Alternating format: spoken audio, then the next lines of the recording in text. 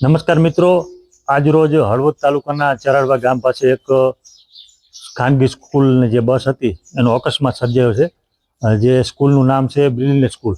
જે બસ માતકથી ચરાડવા આવી રહી હતી ત્યારે અકસ્માત સર્જાયો હતો। ટ્રકના ઠાંઠામાં બસ ગળી ગઈ હતી અને સ્કૂલ સંચાલકના કહેવા મુજબ જે બસ રહી તેમાં બ્રેક ચોંટી ગઈ હતી અને અકસ્માત બન્યો છે।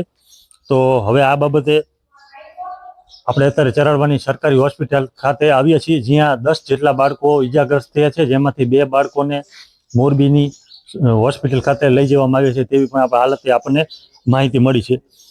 વધુ વાત કરવામાં આવે તો ઘટનાને પગલે સ્થાનિક લોકો અને વાલીઓ બધા અહીંયા દવાખાને પહોંચી ગયા હતા અને અકસ્માત બાદ ડ્રાઈવર પાસે માન્ય લાયસન્સ હતું કે કેમ, ગાડીનું ફિટનેસ સર્ટી હતું કે કેમ, અને ફાયર સેફટીની પૂરી વ્યવસ્થા ગાડીમાં હતી કે કેમ તેવા પણ સવાલો થઈ રહ્યા છે।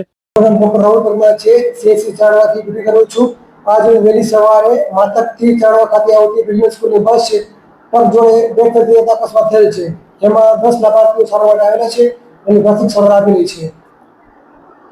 એમાંથી કોઈ મોરબી રિફર કર્યા? હા, એમાંથી 2 છોકરાને કાકા આવ્યું હતું તો એના ફાધર એમને મોરબી લઈ જયેલ છે।